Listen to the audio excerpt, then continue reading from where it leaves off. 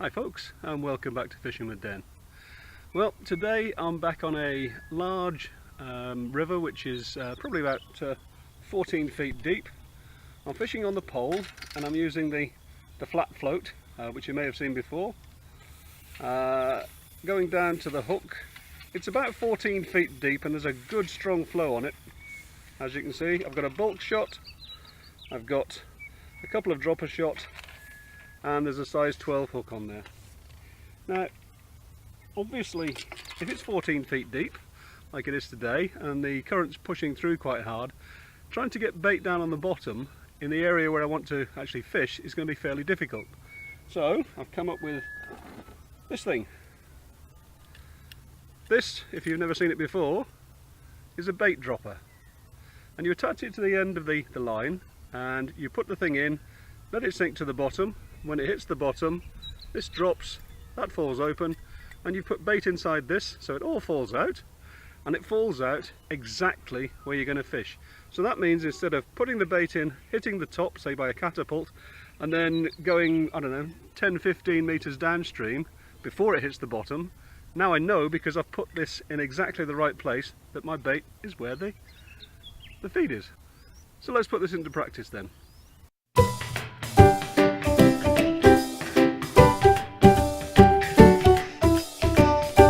So here's the dropper. I'll open it up. I'll grab some pellets, put them in, a few bits of sweet corn. There we go, don't overfill it. Put that back in and drop it. I've put the hook into the cork on the back. It goes through this loop here, through the cork at the back, and then what I'm going to do is ship the thing out with the pole. So obviously then, if I tried to ship this out on the pole, just in the normal way, this would just drag into the water, and that wouldn't be what I want. So hopefully you can see the little cable tie there, just an electrical tie, which I put onto one of the sections. And what I'm going to do is just attach the line over it, twist it to the left a little, and now, as you see, I can ship out and get this thing into the right position. So let's get the other sections on before we do anything else. Now obviously you don't want to be doing this with really light lines, it's just going to smash it up. So I'm using a minimum of 6 pounds line today, 6 pound breaking strain, and I'm fishing at 9 meters out. So I want to fish at that point there, so lift up, twist, allow it to drop, that's it, put it in the water, let it drop through, and when it hits the bottom, like that, lift up again. Obviously it's now flapped open, so there's a bit of resistance, that's why you need strong tackle, and there we go, all open, bait dunked on the bottom, and a couple more of those and we're ready to fish.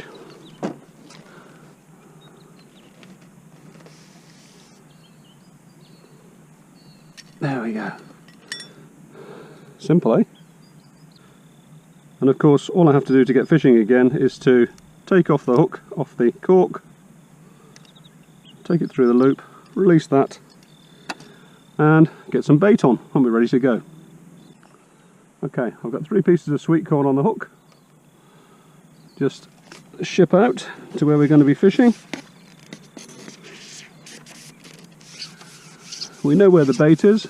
I use those bushes across the way as a marker and ship out, nice straight line, put it in the rest. Now I'm using the pole bar down here today, and there's a loop just down by my legs here. That's going to hold the thing in position, and as you can see the float's sitting really nicely, it's really steady, no hands, everything is taken care of by the loop and the bar.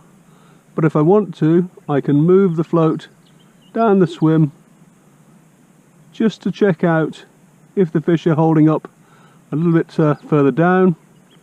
That just gives you a little bit of an ability to search the swim. Just in case I've got this slightly wrong and the bait is maybe a fraction further down, because you can never be totally accurate. Just allow it to go down. Obviously I'd leave normally some space in between for this to achieve a bite, but for the moment, just for the purposes of the demonstration, as you can see, I can go a good couple of meters downstream and search the area. Well, that didn't take long. Not sure what this is. I don't know if it's a carp or not. Don't think it is.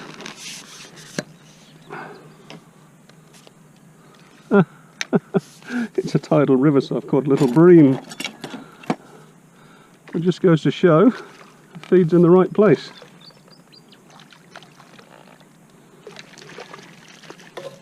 Well, it's a good start though, isn't it?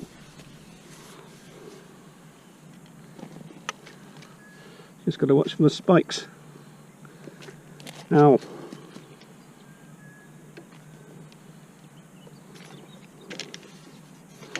Look at this. In its teeth, and its spikes. And there we go. Whoops. Let's put him back. I like catching them, I just don't like holding them. Well, first carp bite. Very slow, sluggish sort of a fight from this one. It's going upstream. Usually decent fish in here too.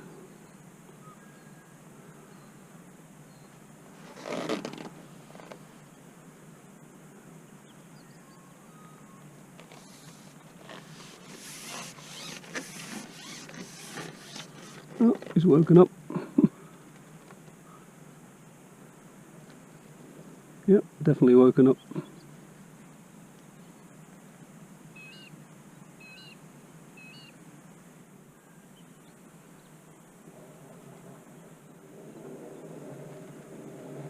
Oh, he's going up there now.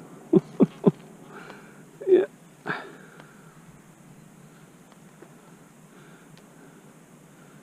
Trouble is, with the new camera down there, the camcorder, I'm having to keep the pole higher than I'd like to try and clear the camcorder. I must come up with a different way of doing that.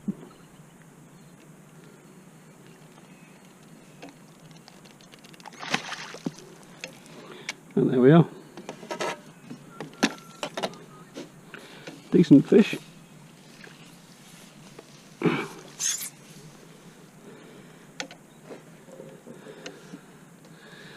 That's not bad.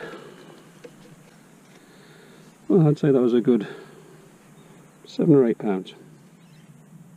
Okay, well, I've had that bream and a carp. I had one other bite, and because it's such a big river with lots of big carp in it, I've decided I'm going to feed again.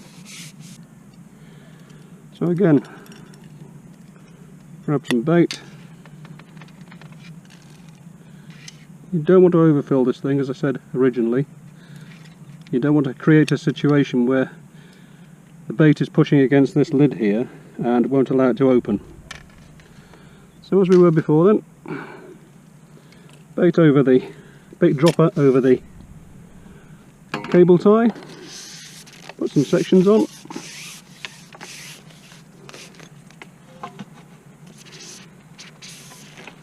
ship out,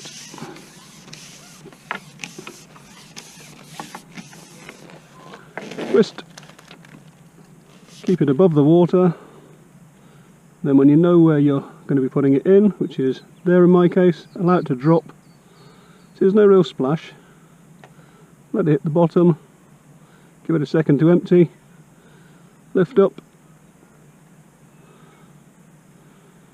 there you go, completely empty.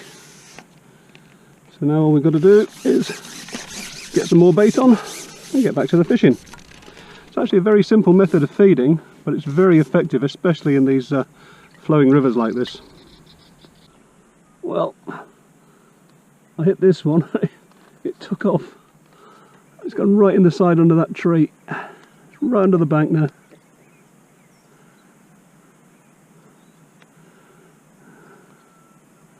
He's fighting on the surface, this guy.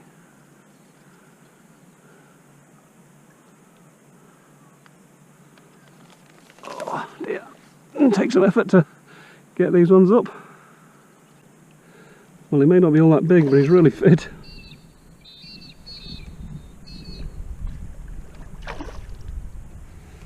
You can give up now, fish, it's okay. Yeah, we're finally getting some headway. That was one fit fish.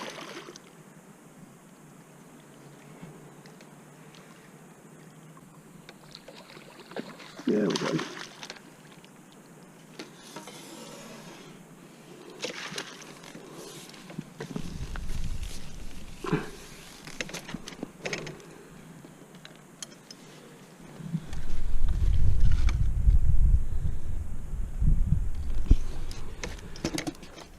So there you are then, folks.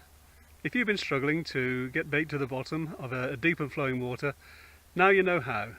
The use of a bait dropper overcomes all the problems with trying to work out where, if you catapulted the bait in, where it would land on the bottom.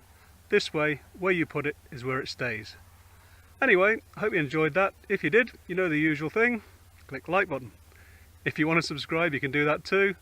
And until the next time, bye for now.